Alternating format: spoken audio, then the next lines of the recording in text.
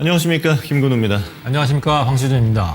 자, 오늘 시장이 참 저는 요즘 우리 시장 보고 좀 기괴하다라는 표현 많이 쓰는데 오늘은 좀 더욱더 그런 날이 아닌가라는 생각이 듭니다.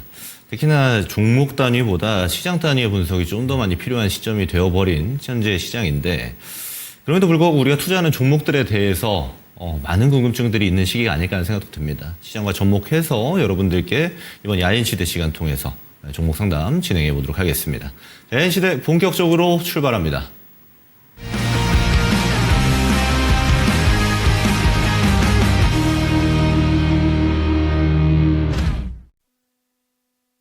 자, 오늘 뭐 저도 할 얘기가 굉장히 많은데요. 아마 우리 운용용님께서도 할 얘기가 굉장히 많지 않을까. 자, 오늘 시장 좀 어떻게 보셨나요? 그러게요. 하루 종일 시장 쳐다보면서 좀 심하다 하는데 계속 내리는 하루였고요. 사실 최근 한 수십 년 동안 국내 당일 그 하락폭으로선 거의 손가락 안에, 한 손 안에 들어가는 정도의 낙폭을 보인 것 같습니다.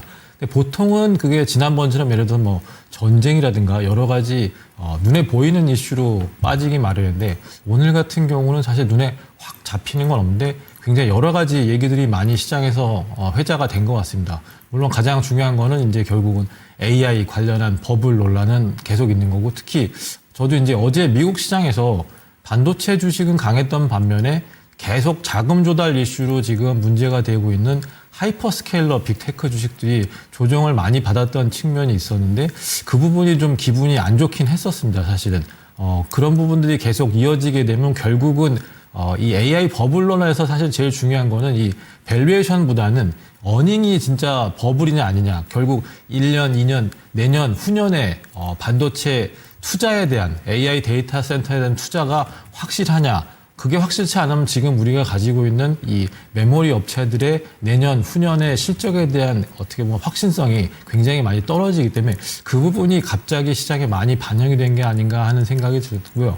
거기에 아울러서 뭐 사실은 며칠 전에 나온 이슈이긴 하지만 이제 MSCI 선진국 지수 편입 얘기도 안 됐다는 부분도 다시 한번 회자가 된 것 같고, 뭐 심지어는 정치권에서 뭐 보유세 관련한 얘기가 나오면서 그런 부분까지, 그러니까 여러 가지 이유들이 다 같이 복합적으로 지금 시장에 작용을 하면서 어떻게 보면 매물을 부르는 그런 시장이었던 것 같습니다, 하루 종일. 그럼 이 국면에서 어떻게 해야 되느냐. 결국 뭐 사실은 AI 버블에 대한 부분은 계속 회자가 되긴 할 텐데, 그 부분들은 AI 투자가 어느 정도 계속 이루어진다면 저는 극복은 할 수 있는 문제라고 생각을 합니다. 근데 워낙 쏠림이 많이 들어가 있던 국면이기 때문에 그 부분이 어느 정도는 해소가 돼야 되는, 어떻게 보면 기간 조정, 그런 국면이 좀 필요하지 않을까, 그런 생각을 좀 오늘 해봤습니다. 네, 뭐 시장 내용 뭐 저도 명인들분께서 많이 말씀드렸는데, 저는 좀 싫은 소리 한번 해야 될 것 같아요. 자, 어떤 측면이 있냐? 자, 우리 증시는요 지금 굉장히 기괴합니다. 뭐가 기괴하냐? 조정도 기괴하고요, 올라가는 폭도 기괴합니다. 다른 걸 말보다 제가 차트를 통해서 한번 보여드릴게요. 이 최상단에 있는 게 지금 코스피고요. 여기에 코스닥을 한번 같이 보겠습니다. 자, 위에가 코스피, 밑에가 코스닥이고요. 여기에 중형주 지수 한번 보겠습니다. 중형주 지수. 자, 마지막 소형주 보겠습니다.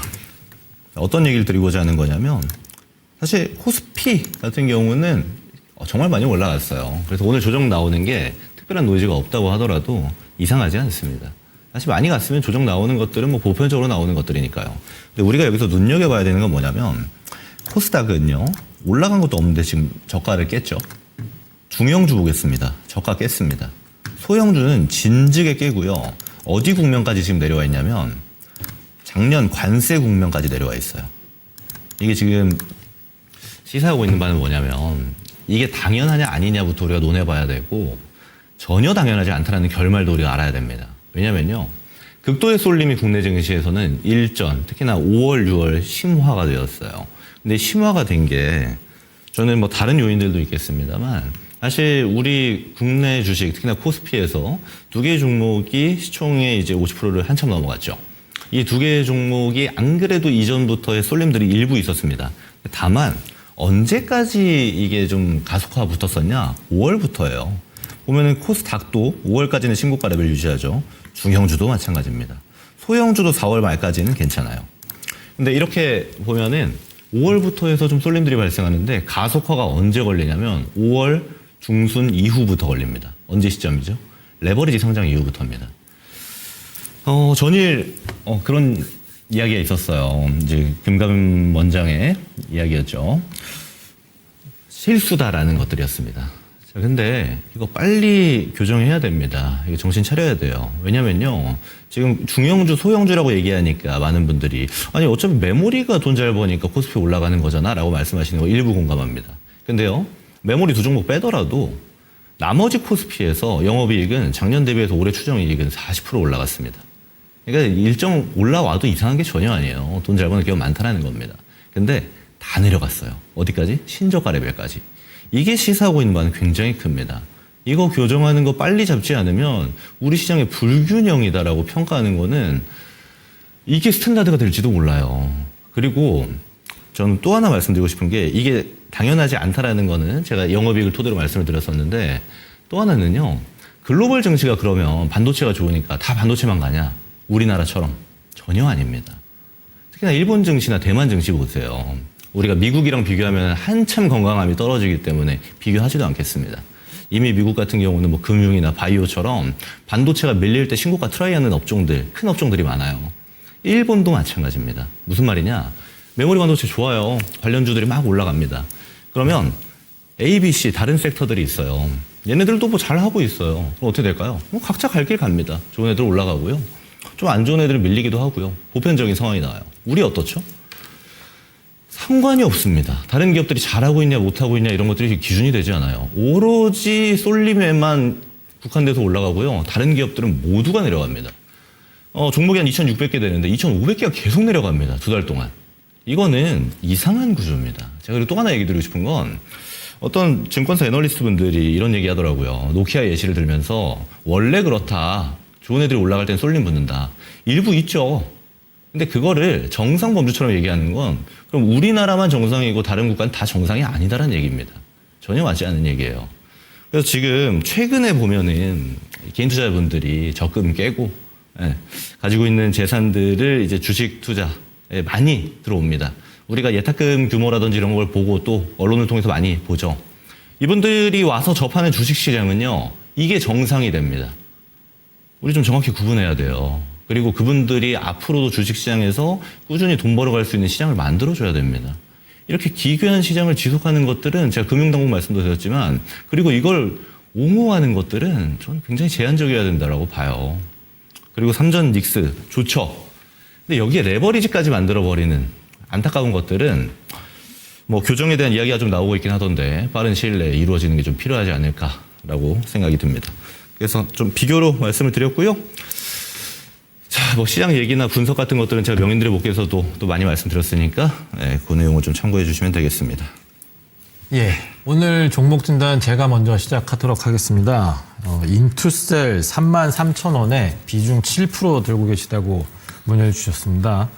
아마 33,000원이면 올라가기 전에 사셨는지 아니면 내려올 때 사셨는지 좀 궁금하긴 한데 일단 최근에 뭐 바이오 업종 제가 지금 방송 나올 때마다 계속 바이오 종목에 대한 분위기가 사실 제일 많은 것 같아요. 워낙 많이 빠져 있고 많이들 관심들이 많고 하시기 때문에 일단 인투셀은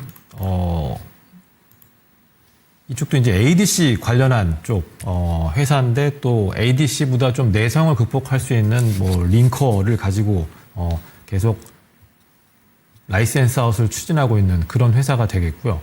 근데 원래 이제 2025년에 주가가 올라왔다가 상장 후에 많이 빠졌을 때가 이제 그 ABL 바이오 쪽하고 기술 협력 계약이 이제 해지가 되면서 많이 빠졌는데 그럼에도 불구하고 이제 가지고 있는 파이프라인을 통해서 주가가 2025년까지는 좀 많이 반등을 보였었습니다. 근데 2025년 말 이후로는 거의 대부분 이제 바이오 종목들이 비슷하게 지금 빠지고 있는 상황이긴 한데요. 제가 방송에서 계속 말씀드렸던 부분이 이제 아무래도 금리 부분이 가장 바이오 쪽에는 많이 제약 요건이다.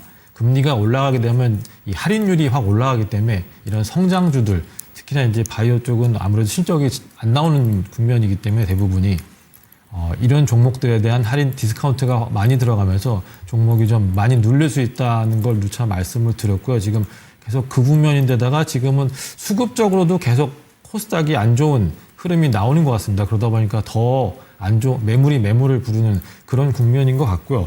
인투셀 같은 경우는 지금 아직 초기 단계 임상만 지금 들어가 있고 임상 1상 정도 하고 있는데 아직 기술 이전 뭐 계약이 특별하게 나온 건 아니라서 시총 자체도 어떻게 보면 지금 다른 여타 많이 알고 있는 그런 바이오 업체들 대비는 굉장히 작습니다. 한 3천억대니까.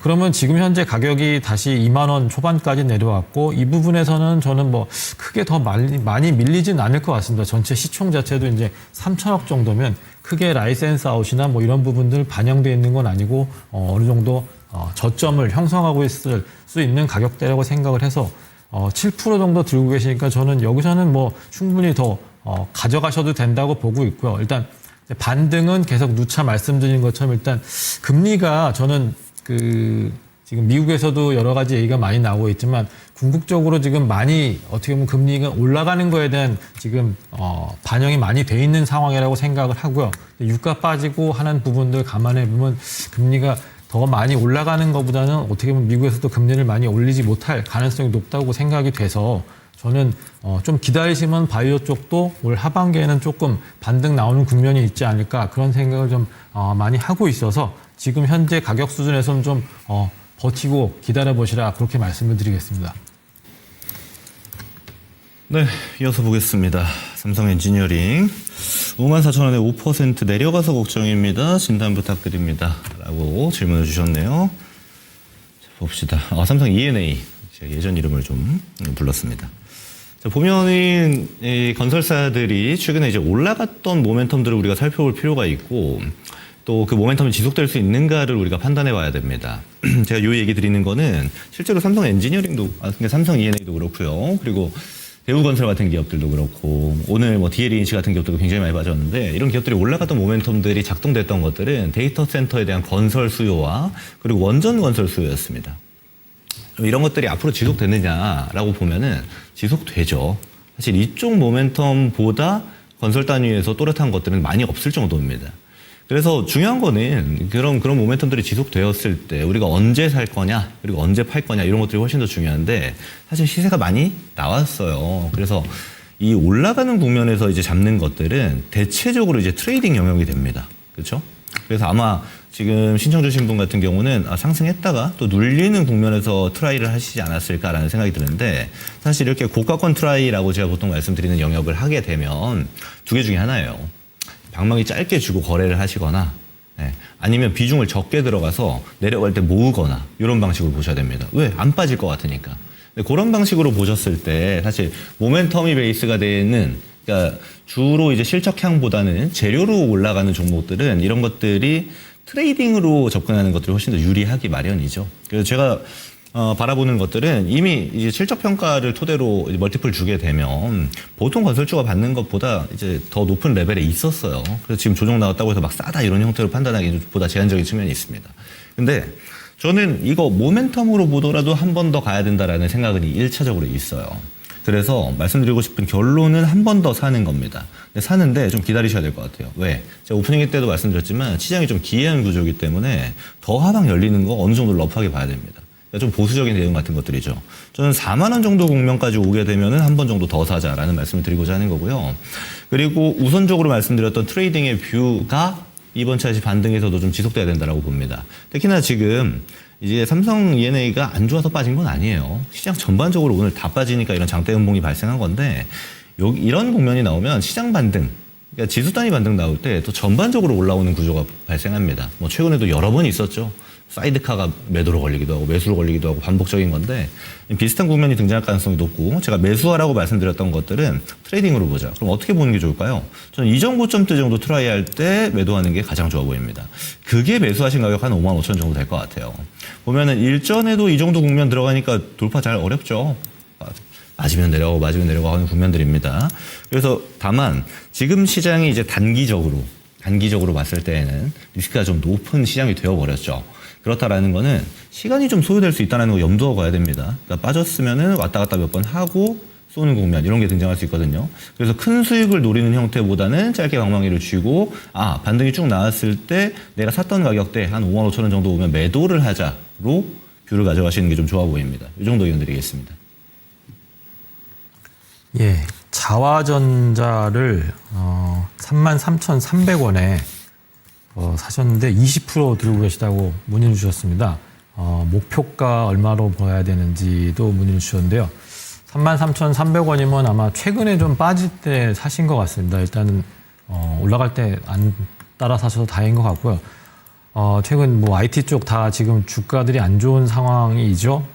특히나 이제 자화전자는 어떤 회사인지 알고 사셨는지 제가 잘 모르겠는데 되게 좀 심플합니다. 액추에이터라고 해서 이 스마트폰에 보시면은 이제 카메라가 줌 기능이 있지 않습니까? 이것도 결국 이제 모터를 이용해서 움직여야 되는데 요것도 이제 액추에이터라고 부릅니다.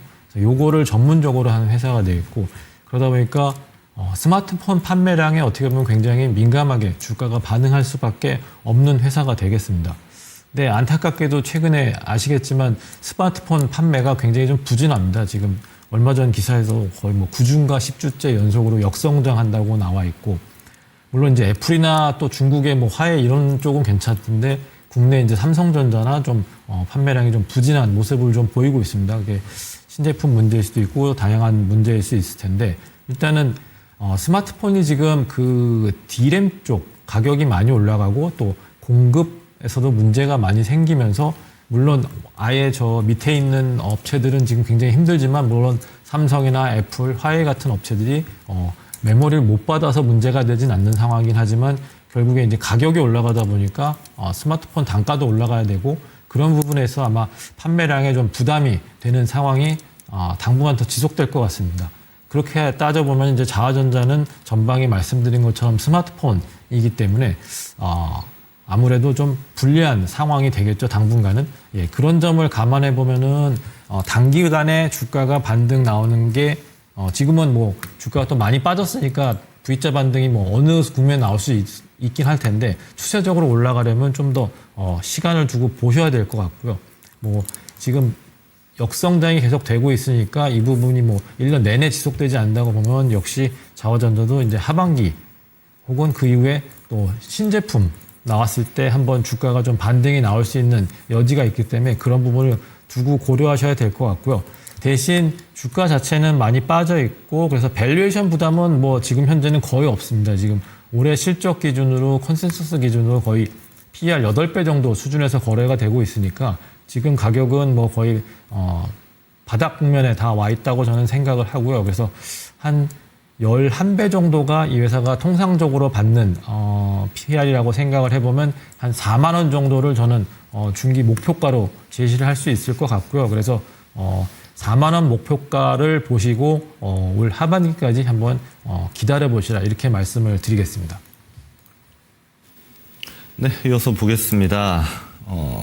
네페스 32,772원에 7% 진단 부탁드립니다라고 질문 주셨는데, 제가 최근에 이제 소부장에 대한 코멘트를 잘 안 합니다. 왜 그런가 하면, 일단 우선적으로 좀 많이 올라가 있어요. 소부장 기업들이. 실적 대비해서 보통 평가를 하죠. 앞으로 추정이익을 기준으로 보더라도, 보통 이제 소부장 기업들 한 20배 정도 받으면 적정하다. 성장 단위니까. 30배 정도 받으면 슬슬 비싼데 요 얘기 많이 나오죠. 네페스가 지금 한 50배 받습니다. 추정이익 기준으로요. 무슨 말이냐면 진짜 많이 올라갔어요. 그래서 함부로 제가 얘기하기 어렵습니다. 왜냐면 따라 들어가시는 분들이 많을까 봐. 왜냐면요. 확 고평가를 받아버리면 적절한 가격까지 내려오는데도 고난의 시간이 필요해져 버려요. 그 지점을 먼저 우리가 좀 알고 가는 게 필요하고 일단 주력이 원래 모바일이었습니다. 모바일에서도 패키징 단위가 주력이었는데 최근에 이제 AI 서버용으로의 전환을 좀 꾀하고 있죠. 물론 이런 것들은 피벗이라는 형태보다는 지금 원래 하고 있었던 것들이 앞으로 다른 쪽에 더 많이 쓰일 것 같으니까 그렇게 타겟하겠다. 완전 피벗보다는 이것도 하고 이것도 할 거야. 근데 지금 실적은 여기서 나와가 이제 중점이라고 판단하시면 되는 거예요. 자, 그러면 업황이야 뭐 다들 알고 계시는 내용이니까 뭐 좋은 내용은 당연하고요. 근데 중요한 거는 얘가 이제 많이 올라왔죠. 차트 좀 보면서 말씀드릴게요. 많이 올라온 상태에서 최고가에서 지금 횡보를 하고 있는 겁니다. 자, 그러면 뭐가 문제냐면 얘가 이제 여기서 조금 빠지니까 이게 되게 싸 보이는 효과 같은 것들이 좀 있을 수가 있어요. 근데 제가 말씀드렸죠. 이거 빠져도 지금 50배예요. 그 말은 이거는 예를 들어서 고가권 트라이, 버블이 더 버블을 형성하는 것들로 발생하는 상방 트라이가 나오지 않으면 커팅을 할 준비를 항상 하면서 보고 있어야 되는 종목입니다. 왜요? 적정 가치로 한번 내려가기 시작하면 정말 많이 빠져버릴 수 있거든요. 근데 최근에 뭐 경제방송을 봐도 어디를 봐도 매물이 좋다라는 얘기만 나오다 보니까 소부장도 무조건 올라가겠구나 같은 의견들도 같이 있는 것 같아요. 저는 사실 조금 우려가 됩니다. 그래서 제가 말씀드리고자 하는 거는 일단 지금 버블 껴있는 것들이야 뭐 알고 있고 알고 들어가셨다라고 저는 생각을 하고 시장의 꽈락에 의한 하락이 오늘은 발생했기 때문에 이에 따른 반발 매수, 그러니까 우리가 흔히 리바운딩이라고 표현하죠. 이런 것들이 등장하면 얘는 파는 게 좋을 것 같습니다. 그리고 제가 오프닝에도 말씀드렸지만 진짜 많이 빠져있는 기업들이 너무나도 많아요. 눈을 좀 돌려보자고요. 그래서 지금 당장 급락해서 팔 필요는 없습니다. 실제로 여기서 거래가 많이 붙어가지고 내려간 것도 아니고요. 지수 내려가니까 따라 내려간 만큼 저는 더 사지 마세요. 반등해서 본전 부근에서 탈출을 하자. 요 얘기를 드려보고요. 그리고 눈 돌릴 만한 곳 지금 굉장히 많거든요. 그래서 섹터가 여러 가지가 있는 시장인 만큼 관심권을 좀 돌려보자. 싼 기업을 보자. 이렇게 말씀을 드려보도록 하겠습니다. 예, 현대차를 59만 7천 원에 10% 보유하고 계신 분이 문의를 주셨습니다. 가격이 많이 빠졌으니까 추매 가능할까도 문의를 주셨어요. 오늘은 굉장히 좀 많이 빠졌죠. 현대차도. 사실 AI나 이런 것 비해서 특별히 빠질 건 아닌 것 같았는데 전체적으로 대형주들이 좀 많이 조정을 받은 상황입니다. 근데 이제 현대차 같은 경우는 뭐 오늘 기아차도 뭐 같이 밀리긴 했지만 5월 지금 유럽 쪽에서 차량 판매가 굉장히 안 좋았습니다. 그 부분도 좀 반영돼 있는 것 같긴 한데 뭐 기아차도 같이 빠졌으니까 뭐 사실은 크게 의미가 없었던 것 같기도 하고요.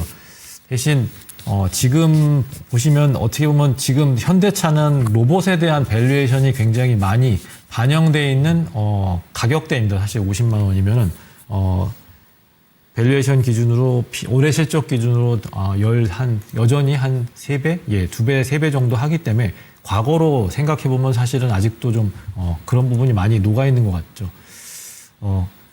기본 사업, 자동차 쪽 사업은 사실 올해는 그렇게 기대감이 높지는 않습니다. 판매량도 뭐 크게 늘어날 상황도 아니고 하기 때문에 ASP가 조금 늘어난 부분 감안해서 그냥 올라오는 정도 수준이지 전반적인 업황 자체가 크게 좋아지는 흐름은 아니기 때문에 그런 부분을 감안했을 때는 사실 현대차가 지금이 부담이 좀 되는 가격일 수도 있어요. 사실은 로봇에 대한 그 밸류에이션을 빼면 로봇에 대한 어떻게 보면 기대감은 굉장히 계속 커질 수는 있기 때문에 그 부분을 감안해서 어떻게 보셔야 되는데 지금 현재는 이 지지선을 거의 다 뚫고 하향으로 되게 크게 이탈하면서 조정을 받은 상황이라서 당장 여기서 추매를 하시면 뭐 내일이라도 어떻게 보면 V자 반등이 뭐 나올 수도 있겠지만 기간 조정 국면이 조금 나올 수 있는 그림이 많이 형성되고 있는 상황이라서 제가 볼 때는 추매를 가격 레벨만 보면은 뭐 조금 더 추매를 하셔도 상관은 없을 것 같은데 근데 10% 정도를 들고 계시니까 아주 적은 건 아닌 것 같거든요. 그러니까 한 20%를 한도로 해서 지금 현재 시점에서 주가가 횡보를 할 때 그 중에서도 좀 조정을 받는 날 조금씩 사서 물타기를 하시는 게 어떨까 하는데 좀 시간은 좀 길게 보시고 하셔야 될 것 같습니다. 이게 추가 조정의 가능성도 항상 열어놓고 지금은 봐야 되는 게 주봉으로 보면은 지금 아직도 많이 지금 벌어져 있는 상황이라서 이런 부분이 해결되기 위해서는 어떻게 보면 40만 원 중반까지도 한번 열어놓고 볼 수도 있기 때문에 제 생각에는 급하게 추매를 하시기보단 좀 보시면서 천천히 대응을 하시라 이렇게 말씀을 드리겠습니다. 네, 이어서 보겠습니다. RFHIC 8만 원의 단기 전망 진단해 주세요라고 질문을 주셨네요. 자, 우선 단기 전망은 뭐 데일리 기준으로 봐야 되기 때문에 오늘 뭐 급락을 가지고 제가 또 시장 코멘트를 해야 되거든요. 제가 전반을 좀 말씀드려 볼게요. 일단 통신 장비 단 같은 경우도 많이 올랐어요. 그렇죠? 네, 많이 올랐는데 사실 이쪽은 추정 이익을 기준으로 놓고 보면 지금 가격, 이제 한 6만 원 정도 가격부터에 나오는 조정은 사실 살만한 가격대로 들어갑니다. 네. 특히나 앞으로 좀 큼지막한 이벤트들도 굉장히 많아요. 우선적으로 봐야 되는 건 올라가는 국면에서 발생했던 모멘텀들은 또 글로벌로 보게 되면 뭐 루멘통 같은 기업들이 올라갈 때 특히나 광통신, 통신 장비 이런 쪽이 데이터 센터와 맞물리는 수요들이 폭발하고 있는 것들이 1차적으로 중요했고 그에 따라서 국내에서도 수혜 가능성이 상당히 높다라는 지점들이 있고 두 번째는 지금 이달 시작했죠. 미국이 이제 4년 만에 대형 주파수 경매 시작하는데 뭐 AT&T라든지 스페이스X 같은 기업들이 좀 눈독을 들이고 있죠. 그랬을 때 국내는 부품 장비하고 있는 기업들 같은 경우는 수혜 가능성 높겠는데 이런 것들도 좀 점쳐지고 있습니다. RFACI가 대표적인 종목이기도 하고요. 저는 그래서 이제 최근에 보면은 대한광통신이라든지 이런 쪽도 최근 조정 많이 받고 있죠. 이미 추정이 기준으로 상승한 걸 대비하면은 너무 많이 올라갔기 때문에 조정 나왔을 때로 좀 평가할 필요가 있다라는 건데 그런 의미에서 봤을 때 RFHIC는 저는 매력적인 가격대로 오고 있다는 생각이 1번으로 듭니다. 그래서 단기 전망을 말씀드려 주셨기 때문에 제가 얘기하고 싶은 거는 이제 여기서 급락으로 좀 떨어지잖아요. 막 55,000원 국면 이렇게 들어갈 겁니다. 그러면 더 사볼만 하다라는 말씀을 드리고자 하는 거예요. 그리고 뭐 내려왔다 올라갔다 이제 반등 뷰도 나오고 왔다 갔다 하겠죠. 그럼 그 국면에서 단기 거래 하시겠다고 하면은 적절하게 매도하시면 됩니다. 근데 저는 이 사이클 자체, 데이터 센터 사이클 자체가 끊기는 게 아니면 더 보셔도 될 것 같아요. 네. 지금 보면은 올해 기준 퍼로 측정하면 한 70배 나오는데 내년 추정액 땡겨오면은 오늘 내려와가지고 한 30배 정도 되죠. 네. 근데 점진적인 상승이 주가 레벨 그리고 영업이익을 기준으로 봤을 때 어느 정도 뚜렷하기 때문에 그리고 이게 수주 산업이라 가지고 크게 변화가 될 폭이 없기 때문에 저는 더 보시는 것도 괜찮을 것 같다는 생각입니다. 그리고 추가 모멘텀이 일단 지금 실적 찍히는 것들은 방산이나 우주항공에 들어가는 부품들도 주력 매출이 잡혀요. 그 말은 앞으로 포텐셜들이 더 나올 것들이 있다라고 어느 정도 측정할 필요가 있다라는 거고 그 점까지 감안을 한다라면 사실 이 8만 원 싸게 사신 건 아닙니다. 근데 이 밑에부터 비중을 좀 추가하는 것들은 가격 자체를 좀 잘 가져갈 수 있는 가격대로 볼 수 있겠다. 시간이 지나게 되었을 때 이런 기업들이 지금은 중형주, 소형주가 좀 소외받다 보니까 막 밀려 있는데 올라가는 국면에서는 어차피 모멘텀 먼저 작동하는 거 데이터 센터 향이 가져갈 가능성도 있죠. 높죠. 그럼 그랬을 때 통신류라든지 또는 네트워크 인프라 관련된 중형주, 소형주들이라든지 이런 쪽은 저는 퍼포먼스가 더 나올 가능성이 굉장히 높다라고 봅니다. 그래서 단기 거래를 타겟하셔도 이 정도 가격권이면 괜찮을 것 같고 또 그게 아니고 끌고 가는 것도 괜찮을 것 같다. 이 두 가지 트랙을 말씀드렸으니까 선택하시면 될 것 같습니다. 예, 코스모 신소재를 10% 들고 계신데 단가가 47,000원이신 것 같아요. 최근에 좀 올 연초에 좀 2차전지 관련 업체들, 예, 소재 업체들 해서 전반적으로 좀 올랐다가 최근에 조정을 좀 많이 받고 있습니다. 코스모 신소재도 66,000원까지 거의 올라갔다가 지금 거의 50% 가까이 지금 하락을 한 상태인데요. 업황이라든가 지금 펀더멘탈은 코스모 신소재도 과거 대비는 많이 좋아졌습니다. 어떻게 보면 최근에 주가 올랐을 때 그 부분이 반영이 좀 된 거는 같고요. 그럼 최근 주가 조정은 어차피 다른 종목들 많이 받는 상황에 2차 전지는 아무래도 이제 EV 쪽은 좀 애매한 상황이 됐고 ESS 관련해서 좋은 업체들 그나마 조금 주가 반영이 있는 것 같고요. 이 코스모 신소재는 이제 전동 공구 쪽 양극재가 어떻게 보면 주력이다 보니까 그런 부분에 있어서는 조금 시장에서 관심도가 좀 떨어지는 것도 있는 것 같아요. 물론 이제 다른 사업부로 이제 뭐 MLCC에 들어가는 이형 필름 같은 것도 하고 있는데 사실 규모가 이렇게 크진 않아서 그게 결정적으로 주가를 올릴 수 있는 그런 모멘텀까지는 제공을 못하는 것 같고 결국에는 지금 작년부터 해갖고 이 회사가 한 1,500억 정도인가요? 전환사차랑 유상증자 통해서 자금을 조달했는데 그게 이제 유럽 쪽에 어떻게 보면 캐파를 올려서 유럽 쪽 고객 쪽으로 들어갈 수 있는 부분이 그게 확실하게 보여야지 아마 주가 반응이 좀 세게 나올 수 있을 것 같고요. 아무래도 그 부분이 기대가 됐는데 아직 실적에 반영되는 모습은 아직 안 나오는 상황이기 때문에 그런 부분은 아마 내년, 내후년에 나올 것 같고 실적 같은 경우는 올해 2분기부터 좀 개선되는 모습이 확실하게 보이는 것 같습니다. 지금 보시면은 2분기부터 해서 영업이익도 두 자릿수로 이제 올라가는 게 컨센서스에 잡혀 있고 이런 흐름이 좀 보여주면은 주가가 좀 반응하는 모습을 보일 수 있을 것 같아서 역시나 코스모 신소재도 최근 주가 하락폭이 좀 컸었기 때문에 물론 밸류에이션이라든가 이런 건 아직 올해 실적이 크게 턴어라운드 하는 건 아니라서 좀 아직도 싼 국면은 아닙니다. 하지만 내년 내후년까지 봤을 때 그 부분을 보고 지금 어떻게 보면 2차 전지 쪽은 접근을 다 해야 되는데 그런 흐름은 아직 그림 자체가 바뀐 건 아니기 때문에 지금 국면에서는 저는 좀 계속 홀딩을 해서 가져가셔도 된다고 일단은 보고 있고요. 그래서 올 2분기 실적 나오는 것부터 좀 체크를 해가시면서 보시면 직전 고점 수준까지는 뭐 올해 말 한 내년 초까지는 회복하는 모습이 나오지 않을까 그렇게 생각을 하고 마치도록 하겠습니다. 자, 이어서 보겠습니다. LS 머티리얼즈 21,000원에 30% 진단 부탁드립니다라고 질문을 주셨네요. 자, 우선 LS 머티리얼즈는 시세가 나올 때 나오는 어떤 모멘텀들 그리고 재료들이 계속 바뀌어요. 그렇죠? 일전에 상장 초기에는 2차 전지가 워낙 뜨거운 시기였기 때문에 2차 전지에서 앞으로 차세대 주자라는 이야기들이 주력이었고요. 그리고 최근에 나온 시세에서는 좀 다르죠. 네, 데이터 센터에 들어가는 울트라 커피시터 같은 것들을 공급하겠다, 그리고 개발하고 있다 같은 것들인데, 실적 보면 아시겠지만, 사실, 영업이익이 올해 이제 흑자 전환 정도 기대하고 있는 기업입니다. 그 말은 좀 더 시간 걸리는 게 맞아요. 이게 지금 상장 초기부터 해서 워낙 뜨거웠던 종목이라 가지고, 저는 지금 나오고 있는 시세도 바닥 기고 있는 국면으로 보이거든요. 이렇게 되는 거는 사실 어느 정도는 좀 당연하기도 합니다. 그래서 아예 모멘텀 베이스를 하겠다라는 것들을 염두하신 거라면 LS 머티리얼즈보다 좋은 애들이 많죠. 특히나 이제 데이터 센터를 주력으로 보고 있는 뭐 인프라 종목들도 많고 또 전력 관련 종목들도 많으니까요. 차라리 실적 베이스가 깔려 있고 그 위에 모멘텀 씌워진 애들이 보다 나아 보입니다. 그래서 어차피 주식이라는 건 상대적으로 좀 유리한 것들을 하는 작업입니다. 무슨 말이냐? 어차피 내가 다 살 수는 없어요. 2,500개를. 그러면 그 안에서 내가 바라보는 뷰에서 내가 이 정도 기간을 가져갈 거고 이 정도 비중을 들 거고 또 해당 산업에서 파이가 이렇게 나눠져 있는데 내가 바라보는 기업이 파이를 얼만큼 차지할 수 있는가 같은 것들로 상대적인 측정을 해야 됩니다.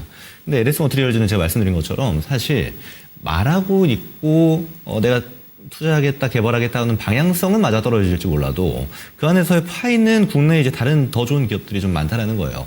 그래서 아예 LS 그룹주를 좀 선호하시는 거라면 LS 일렉트릭처럼 그냥 애초에 그냥 실적 밑에 깔고 가는 기업들 있잖아요. 그런 기업들 잘 안 내려오긴 하지만 내려왔을 때 잡는 것들도 기회로 작동할 수 있겠죠. 근데 이 LS 머티리얼즈는 그게 안 나올 거예요. 무슨 말이냐? 급등했으면 급락 나옵니다. 마찬가지죠. 급등 나왔으면 급락 나오고요. 이게 별거 아닌 것 같이 보여도 여기서 지금 한 80% 올라왔거든요. 오케이, 더 가나 보다 잡으면요. 위에서부터 35%가 뭐 한 2주도 안 걸립니다. 이런 과정들이 계속 반복되는 기업이기 때문에 저는 차라리 이 기업을 들고 기다리는 것보다 다른 기업 쪽으로 좀 시선을 돌리는 게 어떨까라는 생각이 들고 지금 당장 팔 필요는 없습니다. 이제 시장 급락이 나왔기 때문에 급락에 따른 리바운딩 정도는 살펴볼 필요가 있어요. 그래서 리바운딩이 저는 올라왔을 때 한 17,500원 정도가 이제 기대값 정도로 보여지는데 여기까지 보시고 추가 매수 같은 거 하지 마시고 비중도 지금 많이 들어갔어요. 얘는 정리를 하는 걸 우선적으로 보자. 근데 만약에 옥석 가리기가 나와버리면 얘 반등이 잘 안 나올 겁니다. 왜요? 다른 기업들 반등 먼저 나와야 돼요. 더 좋은 애들. 그러면 그런 국면으로 가게 되면 이 밑에서 커팅하는 것도 좀 생각해 보셔야 돼요. 최소한 비중을 줄여서 가져가는 겁니다. 리바운딩의 시점에 맞게. 그래서 제가 종합적으로 드릴 수 있는 의견은 얘보다 좋은 기업들이 많기 때문에 위로 가든 아래로 가든 정리입니다. 그래서 시야 자체를 다른 기업들로 좀 펼쳐서 보자. 이 정도 의견 드려보도록 하겠습니다. 예, 태웅 41,500원에 10% 들고 계시다고 문의를 주셨는데요. 아마 지난번 얼마 전에 그 풍력 관련 업주들 반등 세게 나올 때 그때 아마 사신 듯한 느낌인데요. 가격대를 보면은 그래서 미국에서 이제 풍력 관련해서 규제가 없어지는 국면이 된다는 소식에 CS 밴드 등 해서 풍력 관련 기자재 업체들 대거 반등이 나왔었습니다. 근데 그 이후로 이제 다시 주가가 많이 하락을 하고 있는데요. 아마 결국 신재생 에너지 중에 뭐 태양광이든 풍력이든 이런 부분이 필요해지는 국면은 계속 맞는 것 같아요. 맞는 것 같은데 일단 어떻게 보면 오늘 그런 모습을 많이 보여줬던 것 같은데 국내 많은 업체들이 어떻게 보면 AI 데이터 센터 관련한 부분에 의존도가 굉장히 높아졌습니다. 사실은 뭐 메모리 업체뿐만 아니라 AI 데이터 센터 쪽 전력 관련해서 전력기기 업체들도 어떻게 보면 거기에 의존도가 굉장히 높아졌기 때문에 오늘 AI 데이터 센터 투자가 안 된다 그러면 뭐 이쪽도 안 좋은 거고 어떻게 보면은 ESS도 똑같죠. ESS를 최근에 각광을 받았던 이유가 신재생 에너지나 태양광 에너지를 이용해서 AI 데이터 센터 쪽에 전력 부족을 극복을 해야 된다는 거였는데 이게 또 투자가 만약에 안 된다 그러면 또 ESS도 마찬가지로 안 되는 거고요. 똑같이 그래서 말씀드린 대로 이 풍력도 그런 부분들이 좀 많이 어떻게 보면 시장에서 프라이싱이 많이 되고 있는 상황인 것 같아요. 기본적으로 이쪽이 안 된다고 생각하진 않는데 AI 데이터 센터랑 접목을 시켜서 생각하면 똑같은 논리로 이게 어떻게 보면 주가를 설명할 수는 있는데요. 지금 가격대는 어차피 지난번 뉴스에서 나왔던 미국에서 풍력 발전 관련해서 뭐 규제를 푼다 안 푼다 그런 부분들 다 안 들어가 있는 가격대이기 때문에 저는 이 가격은 뭐 거의 다시 바닥권 수준이라고 생각을 하고요. 그래서 좀 기다리셔야 되는 국면인 것 같고 전반적인 시장 분위기가 좀 약간 바뀌는 특히 AI 관련한 분위기가 좀 바뀌는 게 좀 나와야지 역시나 지금 태용 같은 업체들도 좀 올라갈 것 같습니다. 왜냐하면 태용은 또 원자력 관련해서 이제 SMR 쪽 기자재도 워낙 단조를 잘하는 회사이기 때문에 기존에 풍력 관련한 기자재 말고 SMR도 지금 들어간다는 얘기가 나오면서 사실은 지난 6월, 5월, 4, 5월 이럴 때 주가가 이 부분에서 주가 퍼포먼스가 좋았던 게 그 부분도 감안되어 있기 때문에 그런 부분을 전체적으로 고려하면은 AI 관련한 부분들 노이즈가 조금 같이 사그러들어야 역시 이쪽 종목들도 같이 좀 올라갈 수 있는 여지가 생기지 않을까 그렇게 일단은 생각을 하고요. 근데 가격 자체는 바닥이기 때문에 좀 기다려 보시라 이렇게 말씀을 드리겠습니다. 네, 종목 상담 여기까지 진행을 하도록 하고요. 저희 준비한 히든카드 만나보도록 하겠습니다.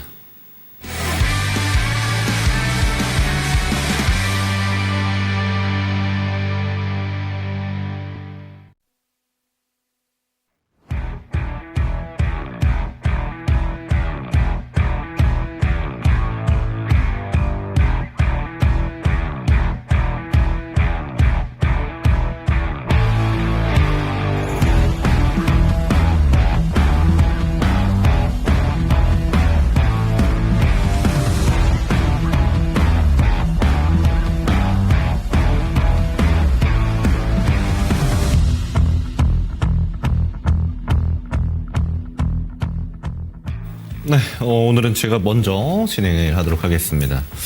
지난주에 여러분들께 좀 말씀드렸던 종목이 시장에 좀 많이 반대로 갔죠. 그러니까 시장은 몇 개 종목 제외하고는 엄청난 변동성이 튀는데 굉장히 견고했습니다. 달바글로벌입니다. 제 업황이라든지 기업 내용은 지난주에 차분히 다 설명을 드렸기 때문에 지금 너무 좋고요. 특히나 지금 소폭 좀 올라왔어요. 조금 올라왔습니다. 조금. 근데 이래도 우리가 추정액 기반으로 보면은 한 15배 이 정도 나오거든요. 저는 아직 되게 싸다고 봅니다. 특히나 제가 산업에 대해서 좀 말씀드릴 때 최근에 화장품 기업들을 좀 눈여겨봐야 되는 게 우리가 수출 데이터 많이 보잖아요. 근데 수출 봤을 때 물론 반도체가 엄청 좋습니다. 엄청 좋아요. 근데 상승률로 보게 되면 화장품 그리고 피부 미용단이 정말 잘 치고 올라오고 있습니다. 근데 주가가요 뒤로 가고 있어요. 엄청 잘 팔고 있는데 특히나 예전 화장품 우리가 보게 되면 중국 사실 우리가 이런 말 쓰면 안 되지만 뭐 몰빵이었잖아요. 그래서 중국이랑 좀 관계가 흔들리게 되면 화장품 기업들이 막 출렁이고 그랬었는데 지금은 전혀 아닙니다. 달바글로벌도 마찬가지예요. 유럽 시장, 미국 시장, 일본, 동남아 정말 잘 되고 있거든요. 근데 구분 없이 잘 된다는 게 전 특징이다라고 봅니다. 그래서 지금 앞으로도 이제 뉴 마켓을 더 파이를 늘리기 위해서 뭐 브랜드 그러니까 입점을 할 때 입점량도 증가를 하려고 하죠. 그러니까 큰 파이 자체가 커지고 있는 상황이기 때문에 저는 뭐 지금 눌려 있는 것들이 대체적으로 기회다라는 생각은 변함이 없습니다. 다만 오늘도 시장 보면은 막 10% 막 20%씩 내려가는 종목 태반인데 나름 잘 버텼다 정도로는 평가를 할 수 있겠습니다. 목표가 도달하고 또 내려와 있으니까 없는 분들도 좀 관심 가져도 되지 않을까라는 생각이 드는 종목이고요. 저는 뭐 크게는 이전 고점대가 한 27만 원대 레벨 정도 되는데 이 구간도 충분히 도달한다고 봅니다. 근데 시장 상황상 단계별로 좀 목표가를 늘리도록 하겠습니다. 그래서 비중을 좀 축소하는 거는 목표가 도달하면 좀 진행한다라고 생각하시면 될 것 같고요. 다음 목표가는 24만 원 말씀을 드려보도록 하고, 없는 분들은 지금 관심 가지셔도 된다라고 말씀을 드려보도록 하겠습니다. 자, 오늘 준비한 히든 종목 같이 만나보겠습니다. 먼저 히든 섹터는요, 조선입니다. 조선주들도 지금 시장에 좀 피해 업종이에요. 여러분 아시겠지만 지금 조선주들 수주 보면은 작년에 그런 얘기 좀 있었잖아요. 아, 이거 앞으로 수주 잘 안 되는 거 아니야? 왜냐면 실제로 연말 가서 수주가 좀 찼지, 연중에는 좀 수주가 잘 안 차는 것들이 특징이었거든요. 제가 그때마다 드리는 얘기가 뭐였냐면, 골라받고 있습니다 라고 말씀을 드렸어요. 특히나 대형 조선사 같은 경우는 어차피 한 3년 반 정도의 도크가 다 꽉 차 있기 때문에 뭐 급하게 수주할 필요도 없습니다. 예전처럼 막 2020년, 21년 이때만 해도 어차피 도크를 채워야 되기 때문에 놀면 비용이니까 저가 수주를 굉장히 많이 했었잖아요.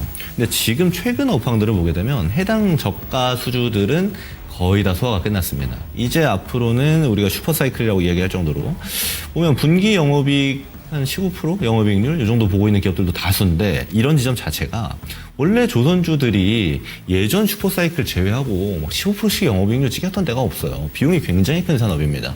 근데 그만큼 비싸게 팔 수 있는 때다. 그리고 그 때가 지금부터 다시 더 도래되는 국면인데, 중요한 건요, 이쪽도 주가가 천만이 밀려 있습니다. 그 말은 이제 미스매치죠. 업황은 좋아지고 있는데 주가는 내려간다.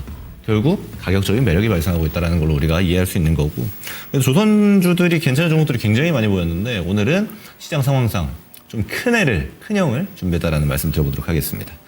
예시 종목 같이 보겠습니다. 제가 힌트를 좀 드렸죠. 큰 친구를 데려왔다라고. 자, HD 현대중공업입니다. 자, 기업에 대한 내용은 사실 거의 장점밖에 없어요. 지금 나쁠 게 거의 없습니다. 수주 너무 좋죠. 근데 올해 수주액 처음에 연초에 발표할 때 204억 불 이야기하던데, 저는 사실 이게 될까 이런 생각도 했거든요.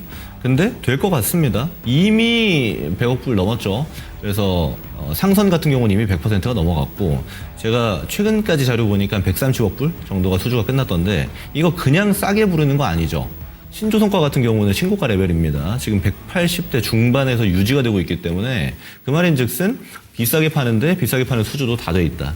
그만큼 업황 맞춰주고 있는 상황이다라고 볼 수 있는 거고, 근데 신조선가가 앞으로 내려갈 거라는 의견도 있어요. 근데 저는 좀 반대로 보는 게 뭐가 있냐면, 여러분 신조선가가 너무 비싸니까 중고선가가 올라갑니다.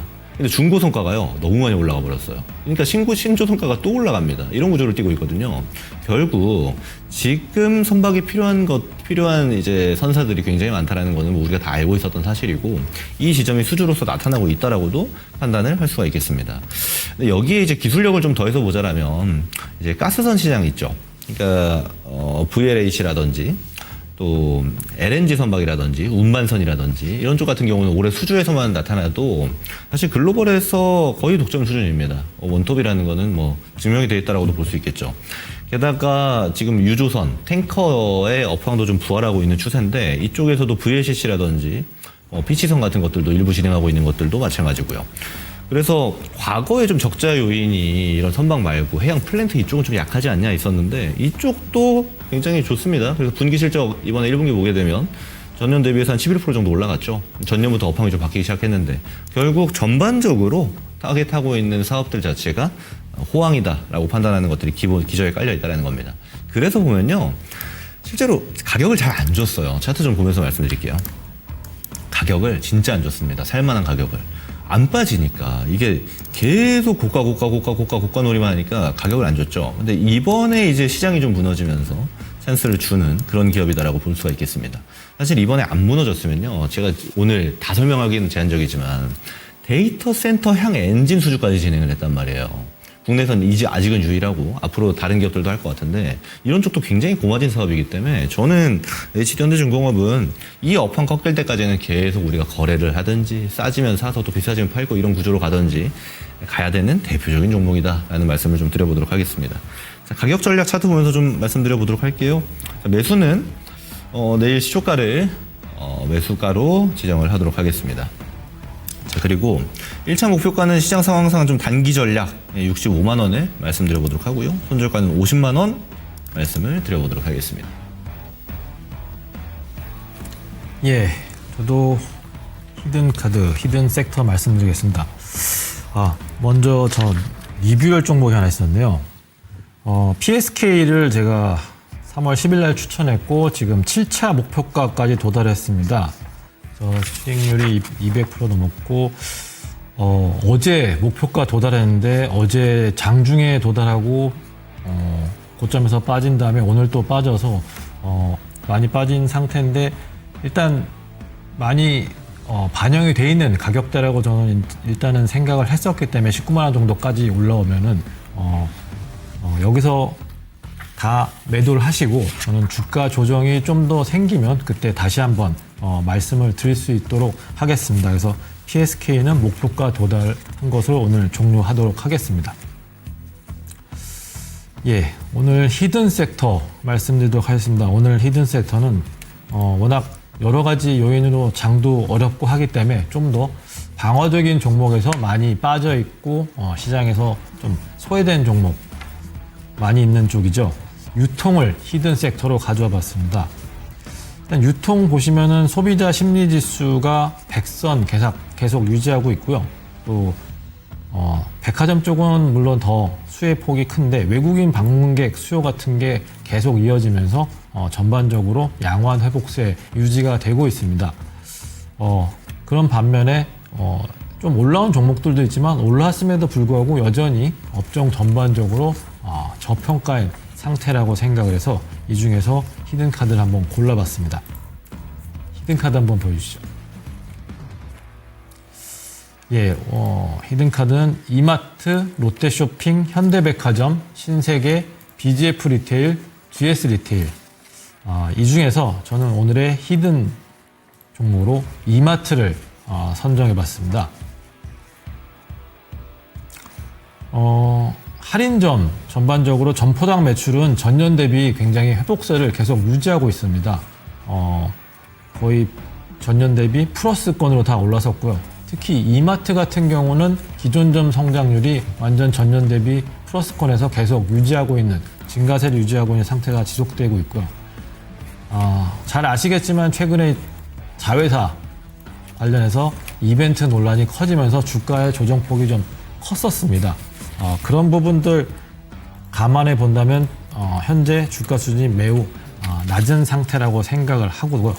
주가 낙폭이 워낙 컸었다 이런 말씀 드릴 수 있을 것 같고 자회사의 논란으로 인해서 최근에 이제 실적 조정이 조금 되고 있는데 자회사 빼고 본업 쪽에서는 여전히 굉장히 좋은 흐름 유지하고 있습니다. 제가 말씀드린 것처럼 점포당 매출액이라든가 이런 부분들 증가세 계속 유지하고 있기 때문에 또 잘 아시겠지만 이제 경쟁사가 지금 계속 폐업을 하고 있는 상태고 그런 부분들이 남아있는 자들에게는 굉장히 좋은 효과를 가져오고 있기 때문에 이러한 반사 효과는 올해 내내 지속될 거라고 보고 있습니다. 지금 이마트의 시가총액이 2.3조인데 물론 이거를 팔거나 당장 팔거나 그럴 건 아니지만 삼성생명 지분을 한 5.8% 정도로 들고 있습니다. 이 부분이 거의 5조 원이 됩니다. 그러니까 완전 가치주가 되겠죠. 이런 부분들 다 고려했을 때 이마트의 현재 주가는 상당히 저평가되어 있다. 이렇게 말씀을 드리겠습니다.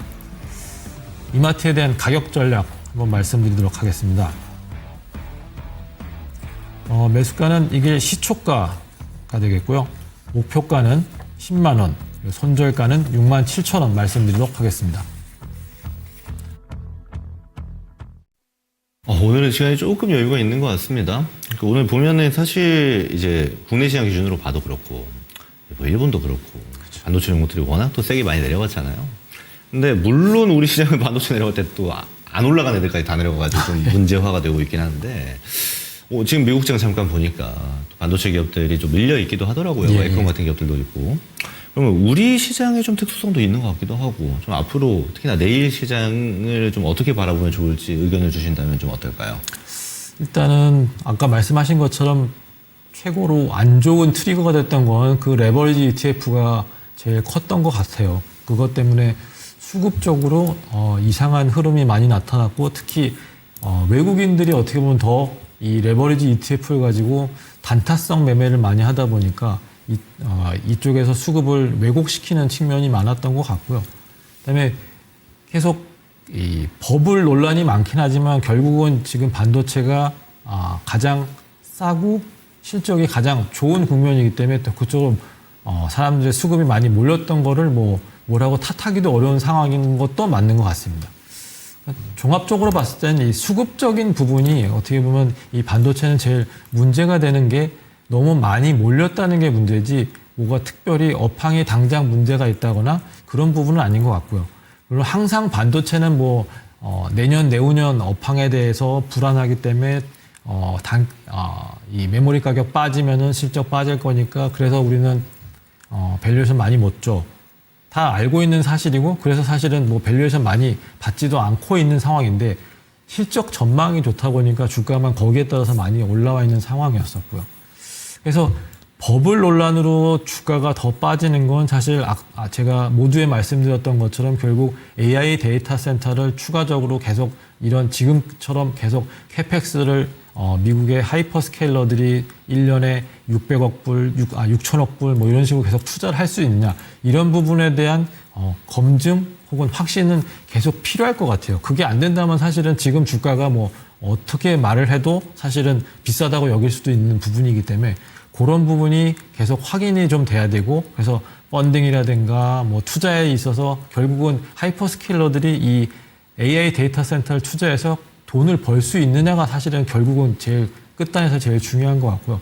그런 모습들이 좀 어떻게든 나와줘야 하는데 아직 그 부분에 대한 확신이 없다는 게 지금 올라간 주가에 있어서 사람들을 계속 걱정하게 만드는 부분인 것 같고 그런 부분이 당장 해소되기엔 또 시간이 좀 걸릴 것 같기 때문에 당분간은 좀 횡보하는 모습이 좀 나타나지 않을까. 주가 조정이 큰 폭으로 나타나게 되면 지수 기준으로 아마 지금 보면은 거의 8,000, 7,900 이 정도 선을 단기 바닥을 많이 보는 것 같더라고요. 이격도 차원에서는. 그러면 오늘 8,200이니까 사실 추가적인 낙폭이 엄청 많이 남아있다고 보긴 쉽지 않아서 그런 부분 전반적으로 고려했을 때는 그냥 기간 조정을 또 이번엔 많이 염두에 두고 일단 시장을 바라봐야 되지 않을까 그런 생각을 좀 하고 있습니다. 좋습니다. 그러면 아무래도 하이퍼스케일러, 그러니까 최종 수요자들의 이야기들이 좀 중요하다 보니까 이번 실적 발표 시즌도 좀 중요한 역할들을 좀 할 수 있겠군요. 네. 이런 내용들을 잘 참고해서 대응하시면 될 것 같습니다. 저희 화요일 팀은 여기서 인사드리도록 하고요. 다음 주 화요일 이 시간에 다시 한번 찾아뵙도록 하겠습니다. 시청해주셔서 고맙습니다.